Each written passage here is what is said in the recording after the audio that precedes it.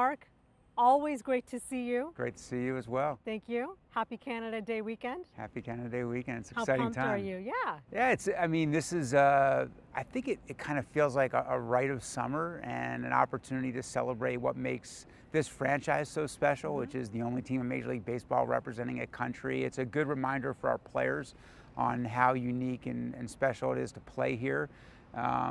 It's a great weekend, celebration of baseball and Canada together, which is a fun time for us. And you've got an interesting fan too, Kawhi Leonard. Yeah. You got to talk about him sitting in the front row by the dugout. What was that all about? Yeah, and then he was on social media yesterday with your the Blue Jays jersey. I like to see What that does represent. That mean? Is he gonna sign? I this have no weekend? information. I have no information. But my thought is I don't have any insight or any real understanding. And the one thing I can tell you is working in sports for 30 years almost, I do not profess to know anybody else's business because so many people give us free advice.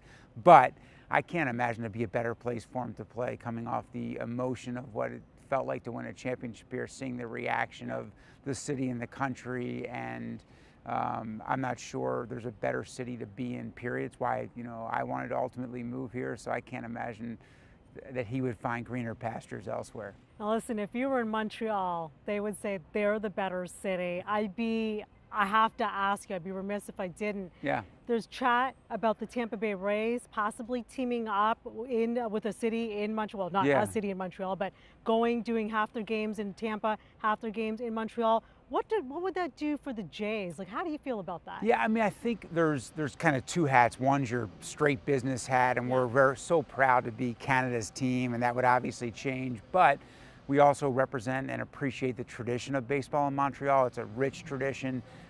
It's something where there certainly could be a lot of positives for us as well, a great rivalry. There's a lot of details left to be worked out on that potential scenario. But I would just say, like, overall, we're supportive of the exploration of it, and overall, we're supportive of baseball in Montreal. How would that possibly impact your rebuild? The last time we spoke, I can't believe it's almost been a year, if not longer, you were and continue to be just consumed by the rebuild of what is still Canada's team, the Toronto Blue Jays. Where are you with that, and how could that alter if in fact they did get rolling on that? Well, that wouldn't have any impact. I mean, we're internally framing, just like any good business does, we're internally framing our strategy and our plan and what we're doing. So we remain committed to that, and we remain committed to trying to do that as fast as humanly possible. What does fast look like? Well, what's fast in Mr. Yeah, Shapiro's that's a great question. I mean, that's like the inevitable question from everybody, be it a fan or a person on the outside that's still engaged.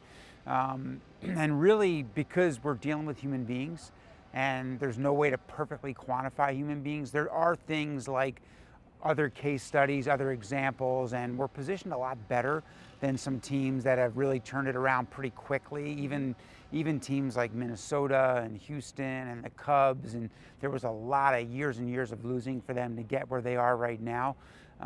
We feel like we're over the worst of it. The wins and losses don't show that on a nightly basis always, but even just taking the last homestand, a trip where we took 2 out of 3 in Boston, then got swept by the Yankees, but we're in every single game down to the last out. That must change. That must boost the morale of the team. It's interesting. The morale of the team never wavers. I mean, guys are committed to getting better. Guys are committed to competing. They're proud to be here, happy to be here, and they want to grow with each other. And they want to grow with each other. It's a lot of times the emotion comes from outside and the frustration with not winning. But you can't cheat the process. Young players take an average of 3 years to kind of get to their average performance, get to their stable level of play, what it's going to be. We've transitioned a lot of young players all at once, and that's where the volatility comes in. But I feel like, we're going to continue to do that. And we've got more guys coming that we're excited about. And I feel like the future is on the uptick, and that, with Charlie Montoyo and our staff being so development focused, the conversations that we're having day after day are positive. And I continue to see us, on an upward trajectory. And it's one where you want to have longevity, right? It's not get a championship or get to the playoffs That's exactly and right. move Yeah, on. we're trying to build a sustainable championship team. And I think there are short-term levers to pull, trading prospects, get buying free agents that all lead to a tipping point, much like we experienced at the end of the 16 season, where if your roster gets old all at once, if you don't balance out, manage your roster and have a balance of players in their prime, young players and veteran players, if you don't have a balance of those three segments of the playing population, then you are potentially at a dangerous inflection point where you could fall off and you have to go through something dramatic. We're benefited from that incredible 2-year run in 15 and 16 that to me demonstrated the potential of what championship baseball in Toronto and in Canada looks like, which is unbelievable. But now we have to build it sustainably so we can year after year compete with teams like the Yankees and Red Sox and even a small market team like the Rays that's so well run. And to do that, you know, we need to have strategies and plans that are sustainable, that aren't like short-term focused. And that's really young players and young talent. You're also getting, well, let me ask you, what kind of heat does this put on your back? When I started with Kawhi, I'll end it with Kawhi, Toronto and Canada went crazy with that championship win. You got a taste of that. You got to see that in this city, and of course you've had a taste of it with the Indians. But does that change the process at all? Does that give you any more?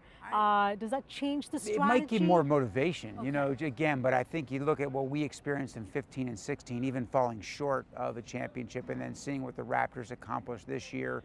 I think all that does is kind of say, like, when we do win championships in baseball here, there's no better place to win. Right. And so if you ever have your dark days, those moments when it's a challenge where your motivation suffers or is lacking, hey, remember that it's nothing's better than winning here. Nothing's better than winning. All right, Mark Shapiro, President and CEO of our Toronto Blue Jays. Thank you, sir. Thanks, Anita.